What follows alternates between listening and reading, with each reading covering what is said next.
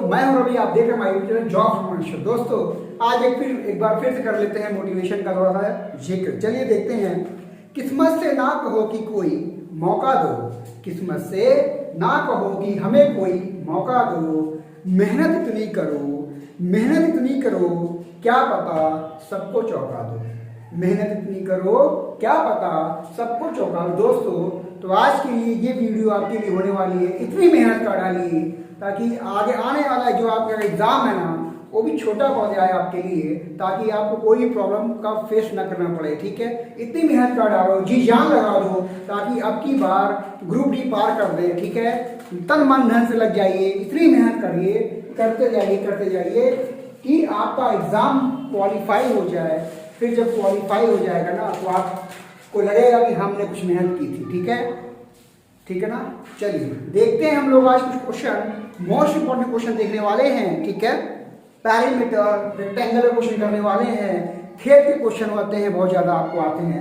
Park के question आते हैं, पार्क से क्वेश्चन पूछ लेता है कि लंबाई चौड़ाई इतनी दे रखी है, हमको मेजरमेंट दिखाइए, परिमाप बताइए, पेरीमीटर बताइए। ठीक है, ऐसे क्वेश्चन आते हैं। तो कैसे सॉल्व करते हैं उसको, ये हम देखेंगे इस क्वेश्चन में। ठीक है, चलिए आज की वीडियो हम लोग स्टार्ट करने वाले हैं जल्दी। क्षेत्रफल एरिया पढ़ेंगे आज हम लोग। ठीक है, आपको एक एक क्वेश्चन बताएंगे, कैसे चुटकियों में सॉल्व कर सकते हैं क्वेश्चन को। पहले बेसिक बताएंगे, फिर उसके बाद ट्रिक बताएंगे कि कैसे आसानी से इसको सॉल्व कर पाएंगे। ओके, देखते हैं क्वेश्चन को। आयत का परिमाप क्या होता है, सबसे पहले जान लेते हैं फॉर्मूला। आयत का परिमाप क्या होता है, 2 ब्रैकेट में l प्लस b होता है। ठीक है, अब ये 2l प्लस b आया कहां से, देख लेते हैं। मान लीजिए हमने क्या बना दिया, आयत बना दिया। ठीक है, इसको बोलते हैं लेंथ, तो यहां पे भी लेंथ होगी।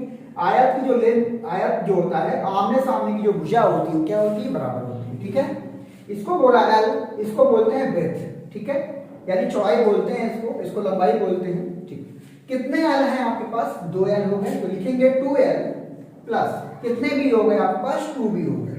ठीक है, दोनों में कॉमन दिख रहा है, तो क्या कर लें, बाहर कर लें इसको, 2l प्लस b। ये आपका बन गया फॉर्मूला। आयत का परिमाप यहां से निकल के आता है। ठीक है, आगे देखते हैं हम लोग नेक्स्ट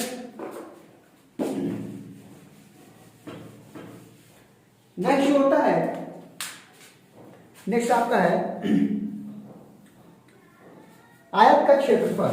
आयत का क्षेत्रफल क्या होता है, आयत का क्षेत्रफल क्या होता है, तो ये होता है l इंटू बी होता है, l इंटू बी, यानी कि लेंथ और ब्रेथ होती है। ठीक है, लेंथ और ब्रेथ होती है।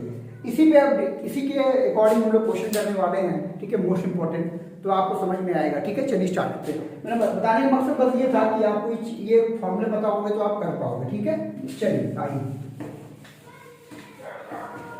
चलिए देखते हैं फर्स्ट क्वेश्चन आपका। क्वेश्चन नंबर फर्स्ट, एक भूखंड की लंबाई से चौड़ाई का अनुपात क्रमशः 3:2 दे रखा है। भूखंड बना लीजिए यहां पर 3 और 2। ठीक है, आगे कहता है यदि इसकी चौड़ाई लंबाई से 40 मीटर कम है, चौड़ाई जो है लंबाई से 40 मीटर कम है, ये कम है 40 मीटर। ठीक है, तो लिख दीजिए 40 मीटर कम है।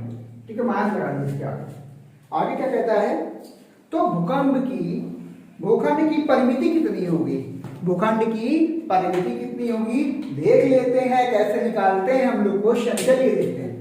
हमने कुछ नहीं किया, इसको मान लिया हमने x। देखिए, तो 3x माइनस का 2x, ये कह रहा था कि इससे ये कम है ना, कितना कम है, जो 40 कम है, ध्यान लिख देंगे 40। ठीक है, अब देखिए 3 में 2 जाए क्या बचेगा, x इक्वल टू 40। हमें x की वैल्यू मालूम पड़ गई, अब उठा के हम रख देंगे, तो 3 इंटू x की वैल्यू दे रखी है 40, तो कितना आ जाएगा, 120 आ जाएगा। फिर यहाँ लिखे 2x लिखा था, 2 इंटू x की वैल्यू 40 दे रखी, तो 40 लिखेंगे, कितना आ जाएगा 80। ये क्या आ गया, ये l आ गई आपकी और ये b आ गई। अब हमें पता है फॉर्मूला क्या होता है, परिमाप equal to 2l plus b होता है 2 ब्रैकेट में l की वैल्यू 120 दे रखी है, प्लस b की वैल्यू कितनी दे रखी है, 80 दे रखी है। इन दोनों को जोड़िए, कितना हो जाएगा, इन दोनों को अगर जोड़ते हैं तो होता है 200। ठीक है, और ब्रैकेट बाहर 2 दे रखा है, 2 2 जा 400 मीटर इज द आंसर। ठीक है, आपको समझ में आया होगा, बहुत सिंपल सा क्वेश्चन था। ठीक है, कुछ नहीं किया, 3x था, 2x को माइनस कर दिया। ठीक है, 3x minus 2x equal to 40 था, x की वैल्यू 40 निकाल दिया मैंने। फिर 3 इंटू एक्स, तो हमने क्या रखा, x किया 40 रख दिया, 3 4 12 120, l की वैल्यू आ गई है। 2 इंटू एक्स किया हमने क्या रख दिया, 40 रख दिया, तो 2 4 जा 80 हो गया, ये b की वैल्यू मालूम पड़ गई, परिमाण निकाल दिया इक्वल टू 2 ब्रैकेट में प्लस b होता है 2 इंटू ब्रैकेट में 120 दे रखा था l की वैल्यू प्लस b की वैल्यू दे रखा था 80 दे रखा था। ठीक है, इक्वल टू क्या किया, इन दोनों को जोड़ दिया, 200 आया, 2 से मल्टीप्लाई करेंगे कितना आएगा, 400 मीटर क्या हो गया, इसका परिमाप निकल के आ गया। बात समझ में आई होगी आप लोग को। चलिए देखते हैं नेक्स्ट क्वेश्चन, चलिए स्टार्ट करते हैं नेक्स्ट क्वेश्चन।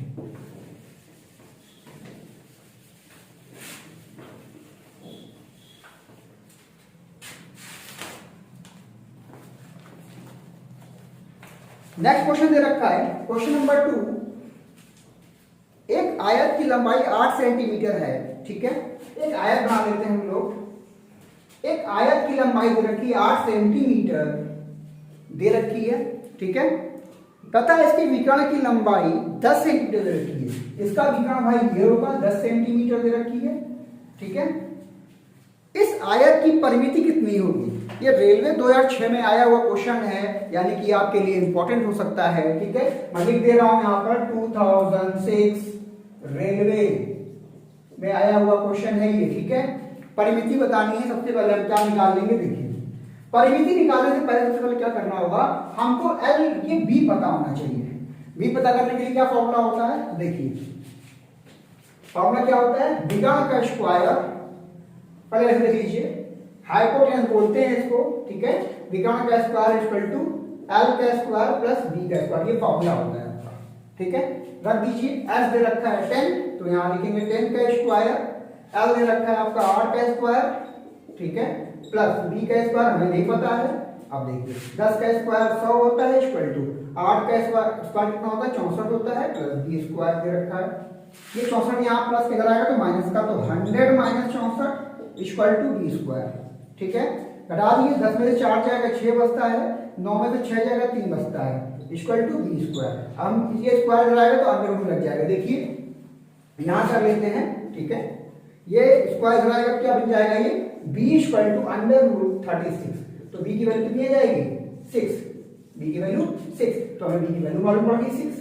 अब क्या निकाल दें, परिमिति। परिमिति क्या होता है भाई, परिमिति क्या होता है, equal to 2 l plus b होता है 2, l की वैल्यू दे रखी है आपको 8 सेंटीमीटर दे रखी है, प्लस b की वैल्यू दे रखा है 6, जोड़ दीजिए, 8 से कितना होता है 14 होता है, 14 से कितना होता है 28, ये आपका क्या हो जाएगा, आंसर आ गया 28 सेंटीमीटर। 20 सेंटीमीटर देखा, सेंटीमीटर लिख दीजिए यहाँ पर, ये आपका क्या हो गया, आंसर हो गया। बात समझ में आ रही है आप लोग को ना, बहुत सिंपल सा क्वेश्चन है, आप कर पाओगे, एक बार बस कोशिश करिए, आपको जरूर आ जाएगा। ठीक है, चलिए बढ़ते हैं नेक्स्ट क्वेश्चन की ओर। क्वेश्चन नंबर 3 देखते हैं हम लोग।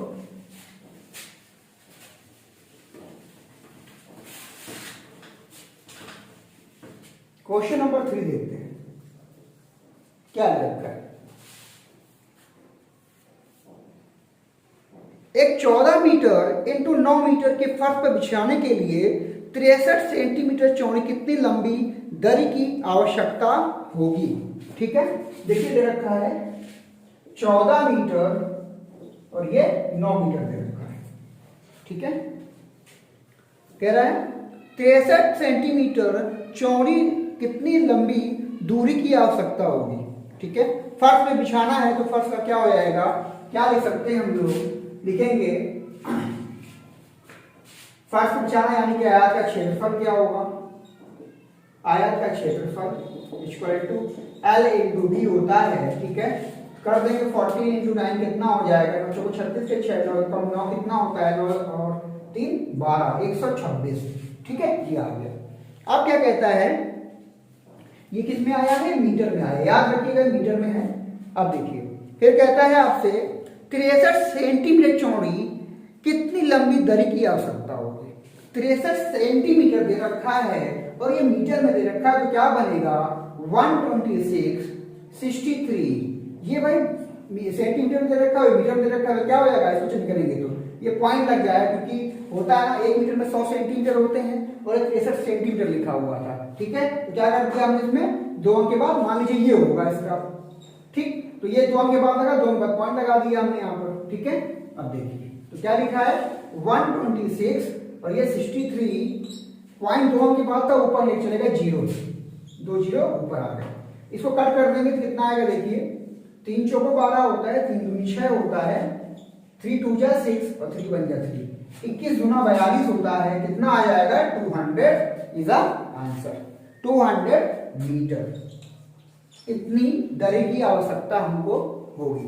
आई होप समझ में आया। फिर से एक बार देख लीजिए, हमने क्या किया है, एक आयत का फिगर बनाया है, 14 मीटर दे रखा है, ब्रेथ दे रखी है पर 9 मीटर। आयत का क्षेत्रफल होता है L इंटू बी होता है। ठीक है, 40 इंटू 9 किया हमने, निकाला 126 मीटर, ये मीटर में था। उसके बाद देखिए 126 हमने लिखा ऊपर, ये 63 सेंटीमीटर लिखा हुआ है जो बिछाने का है। ठीक है, दरी बिछाने के लिए 63 सेंटीमीटर है, तो मीटर में कन्वर्ट करने के लिए क्या करना पड़ेगा, तो हमको तो मान लीजिए हमने ये किया होता 100, ये चला जाएगा ऊपर, ऐसे मान लीजिए आप। ठीक है, ऊपर चला जाएगा तो हमने वही कर दिया 263 ये लिख दिया। ठीक है, इसका मैं जब डिवाइड किया तो 4200 आया, 21, इसको डिवाइड किया तो 200 आ गया, मीटर इज द आंसर। बात समझ में आई होगी आपको क्वेश्चन। ठीक है, समझ में आ रहा होगा आपको। मेरे वीडियो को लाइक शेयर सब्सक्राइब जरूर करिएगा, अपने दोस्तों को शेयर कर दीजिएगा। ये ग्रुप डी के लिए, आने वाले ग्रुप डी रेलवे के लिए मोस्ट इंपॉर्टेंट क्वेश्चन होने वाले हैं। ठीक है, आपको ऐसे क्वेश्चन देखने मिलेंगे। क्वेश्चन नंबर 4 करते हैं हम लोग आगे चल के।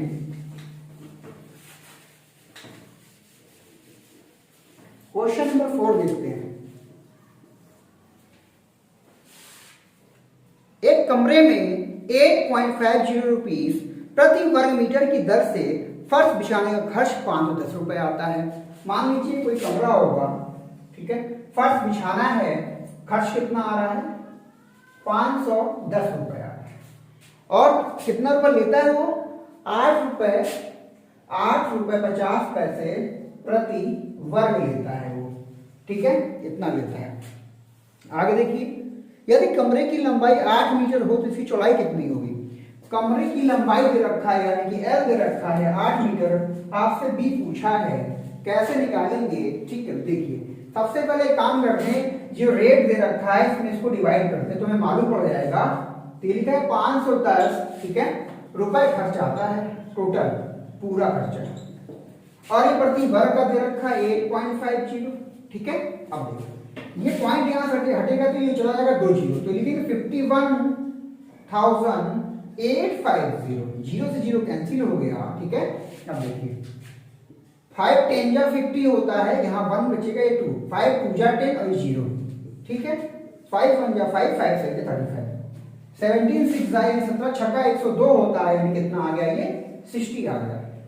ठीक है, ये 60 आ गया, ये 60 क्या रिपोर्ट आ गया, क्षेत्रफल कितना आ गया है, क्षेत्रफल आ गया है 60। ठीक है, क्षेत्रफल का फॉर्मूला क्या होता है, क्षेत्रफल equal to L into b होता है।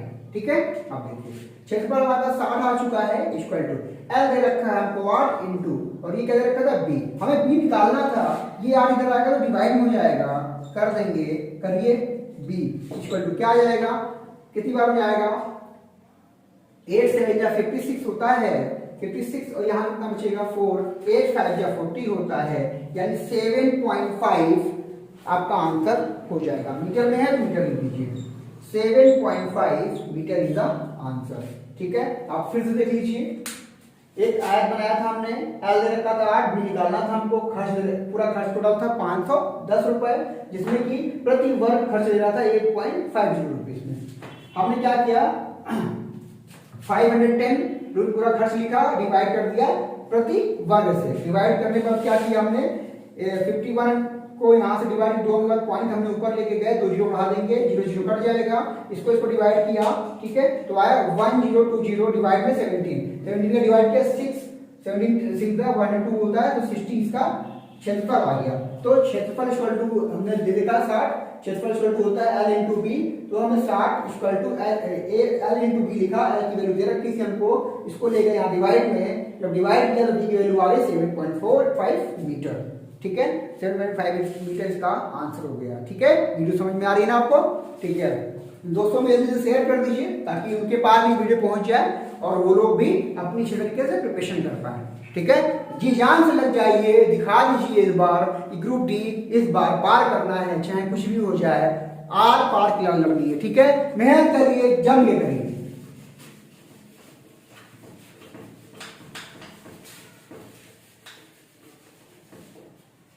क्वेश्चन नंबर 5 देख लेते हैं। क्वेश्चन नंबर 5 देखते हैं फटाफट। क्वेश्चन नंबर 5, क्वेश्चन नंबर 5,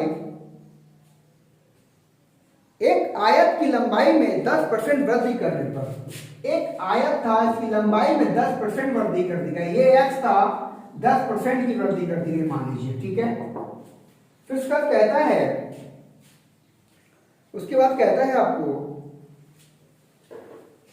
चौड़ाई में 10% कमी करने पर, ये चौड़ाई से 10% कमी कर दिया भाई, तो ये 90% हो जाएगा। ठीक है, बहुत सिंपल सा फंडा है, पहले तो आप ये समझ लीजिए, बहुत सिंपल फंडा है। क्या पूछा क्वेश्चन में आपसे, आयत का क्षेत्रफल, आयत के क्षेत्रफल में क्या होगा, आयत के क्षेत्रफल में बताइए क्या होगा। तो देखिए सबसे पहले एक चीज समझ लीजिए, जब भी ऐसी कंडीशन हो जाए कि 10% की वृद्धि और दूसरे में 10% का नुकसान होता है या कमी होती है, तो हमेशा याद रखना है आपको, हमेशा इस कंडीशन में 1% की क्या होती है, कमी होती है, ये याद रखना है।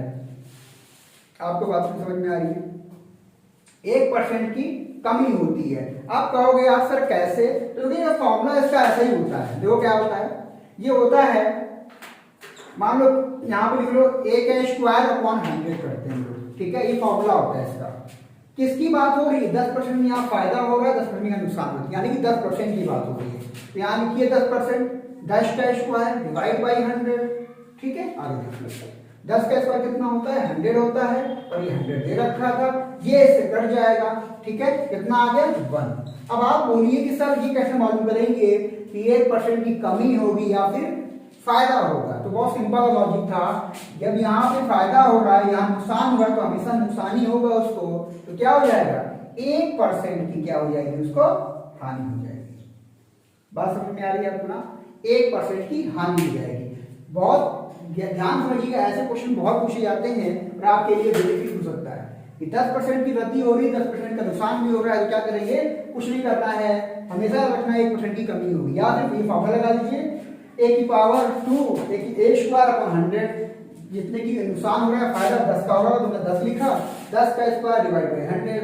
ठीक है, 10² 100 होता है, 100 कट गया, 1% की हानि होगी। ठीक है, तो आपको ये वीडियो समझ में आई होगी, आपके लिए हेल्पफुल होगी। ठीक है, तो आप लोग मेहनत करिए। ठीक है, जी जान लगा दीजिए, इस बार करके दिखाएंगे रेलवे ग्रुप डी पार। ठीक है, तो रेलवे को अब की बार क्या करना है, पार करना है, यानी कि बार बार ये चीज ना देखनी पड़े कि प्रॉब्लम हो रही है कि वैकेंसी नहीं आ रही है, बट क्या करें। ठीक है, तो मेहनत इतनी कर डालिए सिलेक्शन इसी में हो जाए आपका। ठीक है, आगे के लिए ना सोचना पड़े, तो दिन रात एक कर डालिए, आप बस यही काम करते हैं। ठीक है, मैं चाहता हूँ कि आप सभी लोग का सिलेक्शन हो। ठीक है, चलिए देखते रहिए वीडियो को हमारी। ठीक है, thank you, watching my video.